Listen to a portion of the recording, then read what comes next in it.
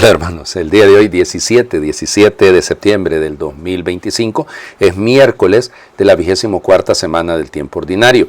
Hoy pues es la memoria de San Roberto Bellarmino, que es el patrono de mi alma mater, de la universidad en la que yo pues me gradué, así que por lo tanto hay que hablar del santo que tiene que ver tantísimo con la Universidad Gregoriana, que es la universidad insignia de los jesuitas, y él fue jesuita.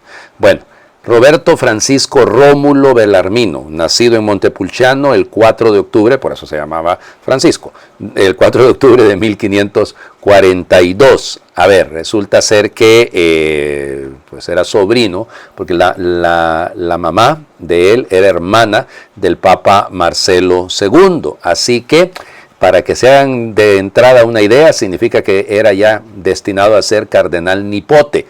De ahí viene el nepotismo. El nipote es el sobrino. Y entonces, pues claro, todo el mundo pensaba que ese iba a ser su camino, que esa iba a ser su ruta. Y llegó a cardenal, pero no por ese camino. Resulta ser que era de una mente prodigiosísima. O sea, realmente era un cerebro realmente extraordinario. Y gracias a la mamá lo educó muy, muy bien. Y entonces, precisamente, era una persona muy humilde. Y él lo que andaba buscando, y es por eso cuando decidió entrar en la vida religiosa, dijo, me voy a meter en una congregación, en una orden, donde no haya el riesgo de que me hagan obispo ni cardenal. Y se hizo jesuita. ¿Ya? A pesar de que su papá, eso sí, el papá opuesto, es que vamos, la familia era, Montepulciano es en Toscana, ¿verdad? En Italia, en el centro de Italia, pues. Y ya les digo, el papá quería que él evidentemente siguiera toda la carrera eclesiástica y demás, pero no. Así que en 1560 fue admitido en la Compañía de Jesús, en Roma. Ahí hace el noviciado en el Quirinal, de hecho, y va a ser ordenado en 1570. Pero miren, era un genio. O sea, era un genio, su capacidad intelectual era extraordinaria, y entonces lo mandan a estudiar a Louvain, a la Universidad de Lovaina, y ahí estuvo hasta 1576. Miren, para que se hagan una idea, ¿ok? Enseñó teología, filosofía, matemáticas, astronomía, por eso el tema con Galileo, Y ya les digo, hablaba muy bien el hebreo, o sea, lo conocía perfectamente. Y conocía lógicamente el francés, el italiano, el español. O sea, realmente era un genio, era una persona sumamente interesante. Se le encomendó una tarea que fue la de hacer el catecismo. Acuérdense lo que viene después del Concilio de Trento, porque a él le tocó vivir esa época, 1563 termina el Concilio de Trento, y entonces pues él hace dos catecismos, uno que es, llamemos, un poquito más extenso, y otro que es la explicación. Y entonces esos catecismos, los de San Roberto Bellarmino, estuvieron, funcionaron en la iglesia. De hecho, nuestros antepasados en América Latina fueron educados con una adaptación de ese catecismo, porque recuerden que los concilios, tanto de Lima como de México, pues propusieron otras maneras, pero la inspiración era del catecismo de Roberto Bellarmino. Ese catecismo, hasta la época del San Pío X, fue el que se utilizó en la iglesia. Luego, lógico, por la controversia contra los protestantes, él se dedicó a hacer un trabajo de apologética. Y ya les digo, esos libros sirvieron, podrían seguir sirviendo, de hecho. Se llaman así, se llaman Las Controversias. Son 4 volúmenes. Y luego, también cuando ustedes, algunos dicen, padre, ¿y por qué las lecturas que se hacen en la misa, las que yo escucho en la misa, no se parecen a las que yo tengo en la Biblia? Entonces, ¿dónde está la...? Bueno, pues les cuento. A ver, el Concilio de Trento pidió que la obra que sirviera para las traducciones, de hecho al latín, fuera la Vulgata de San Jerónimo, pero él hizo una neovulgata. O sea, realmente fue uno de los colaboradores, porque no lo hizo él completo, a una edición nueva de la versión de los 70, de la versión griega de la Biblia. Pues, y ya les digo, es una cosa extraordinaria, un tipazo, y luego ya va a intervenir en la Biblia, en la Vulgata, en la latina también. Bueno, miren, sus comentarios a la Biblia, sus comentarios a los evangelios, ya les digo, era extraordinario, era un genio. Ya, bueno, y el problema es que, ay Señor Jesucristo, aunque él no quería, porque él no quería, esa era realmente pues lo nombraron obispo de Capua y también luego lo nombraron cardenal. Entonces lo nombraron obispo de hecho primero lo nombraron cardenal en 1599 y luego en 1602 lo ordenaron obispo. Bueno, le tocó durísimo porque a él va a tener que ver con, como les digo, como estuvo también dentro de ¿cómo se llama?, del Santo Oficio, lo que llamaríamos la Inquisición, y entonces le tocó a él realizar muchos trabajos y tal, y bueno, ya, es una situación bastante compleja porque le tocó, como les digo, tratar sobre todo ¿cómo se llama?, el juicio de Giordano Bruno, que va a ser se le intentó ayudar de mil maneras. Él realmente era increíblemente misericordioso con él, ¿ya? Luego también, como les digo, y era amigo de Galileo. En 1616 le tocó, pues, y él era astrónomo, entonces él sabía de lo que se trataba. Bueno, finalmente regresa a Roma. El Papa Pablo V le pidió que volviera a Roma y ahí se encargó, nada menos y nada más, que de la Biblioteca Vaticana. Entonces imaginarán ustedes todo el trabajo que va a hacer. Deja los cargos, él renunció a todos sus cargos y se fue a vivir ahí en el noviciado de San Andrés, en Roma. Ahí se fue a quedar y estando ahí en el noviciado de San Andrés, va a morir un 17 de septiembre de 1621. Bueno, fíjense, fue director espiritual de San Luis Gonzaga, que durante muchísimo tiempo fue el patrono de la juventud, ¿no? Y hoy en día tenemos muchos santos jóvenes, gracias a Dios. Y entonces, fíjense, están enterrados los dos. Cuando uno entra a la iglesia del Jesús, ¿okay? Pues el del lado derecho, ahí va viendo uno, a San Luis Gonzaga y a San Roberto Bellarmino. El San Roberto está incorrupto.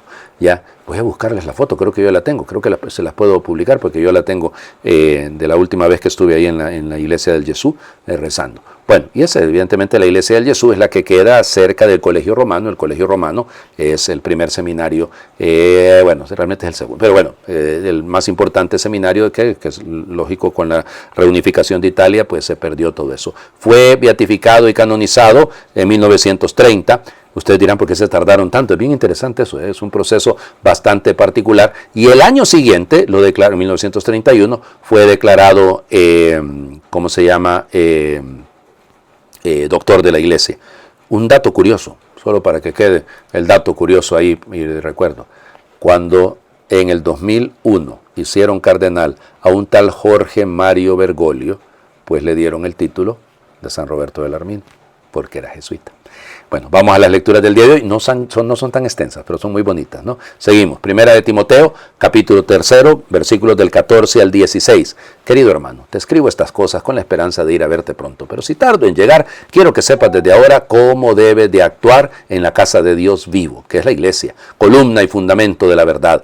Realmente grande el misterio del amor de Dios que se nos ha manifestado en Cristo, hecho hombre, santificado por el Espíritu, contemplado por los ángeles, anunciado a todas las naciones, aceptado en el mundo mediante la fe y elevado a la gloria. Palabra de Dios. Te alabamos, Señor. Pues ya ven ustedes el montón de títulos, llamémosle así, que le da Pablo a Jesús, ¿no? Porque todo esto que hemos escuchado al final son títulos que se le dan al Señor Jesús. Pero vamos por partes, fíjense bien. Parece ser que Pablo en algún momento quiso volver a Éfeso, porque acuérdense que Timoteo era obispo en Éfeso, y parece ser que... Pero los consejos que le da son consejos de papá.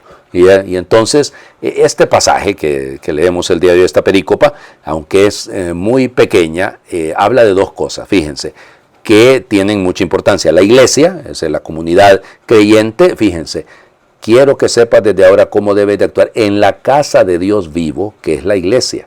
¿Qué es la iglesia? Columna y fundamento de la verdad. Cuidado, columna y fundamento de la verdad.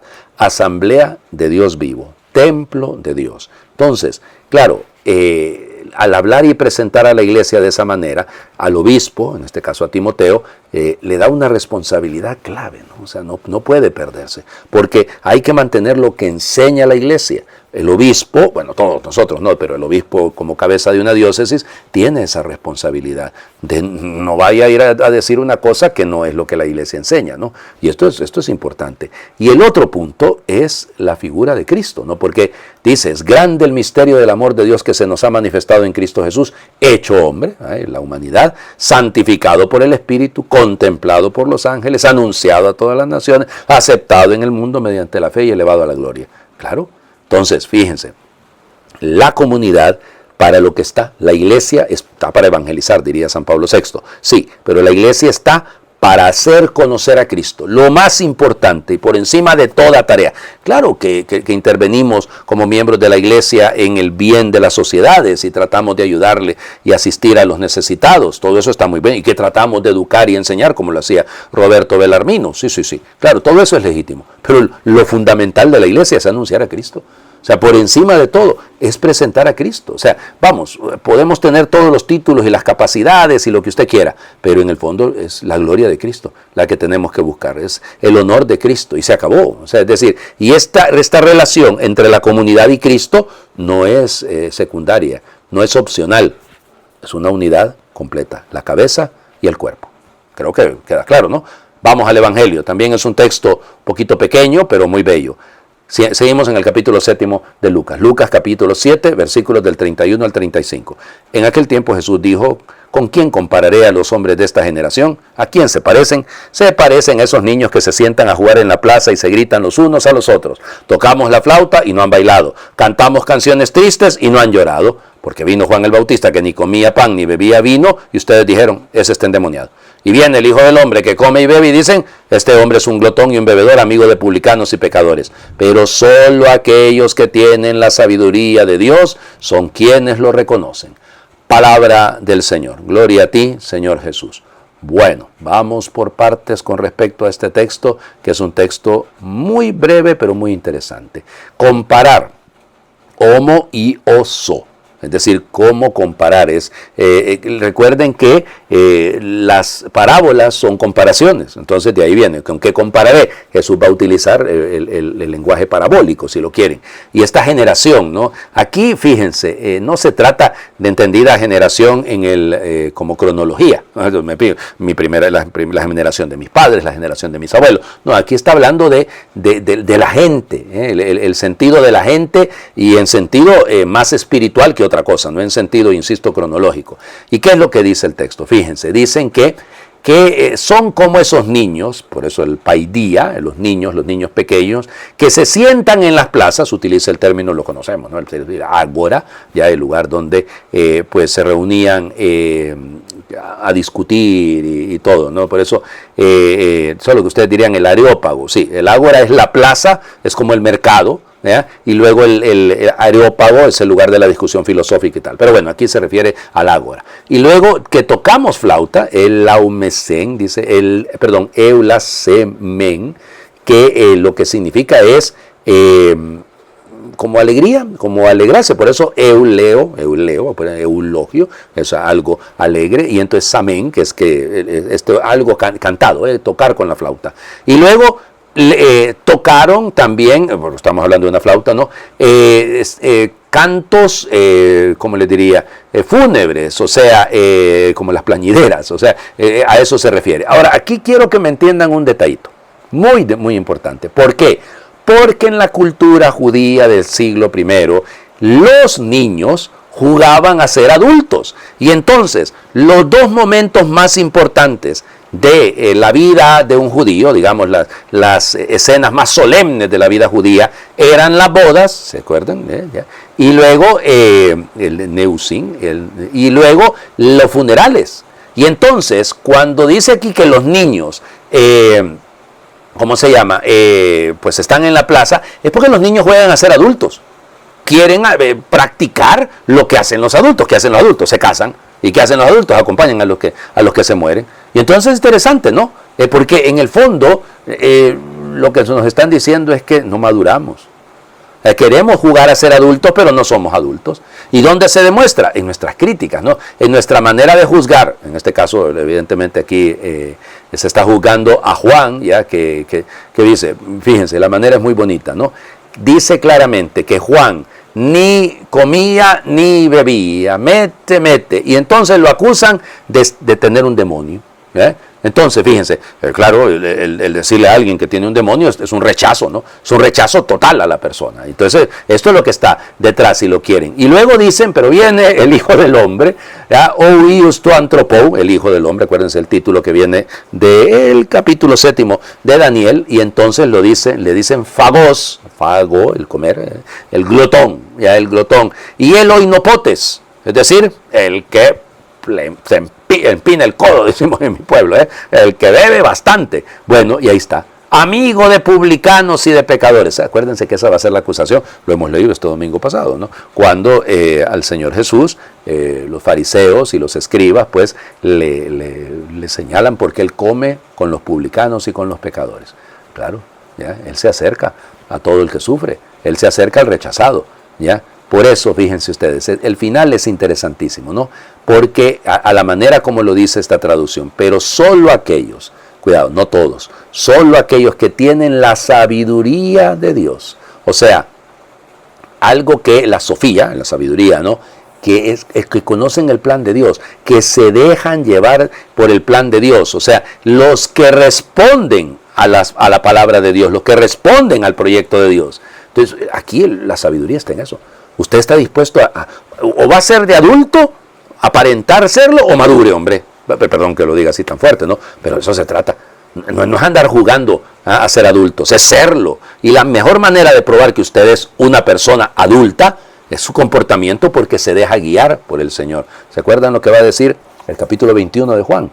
Cuando al final le dice Jesús a Pedro, cuando eras niño, tú mismo te ceñías y ibas a donde querías. Cuando llegues adulto, tú mismo, otro te ceñirá, y te llevará donde no quieras ir. Es dejarse conducir.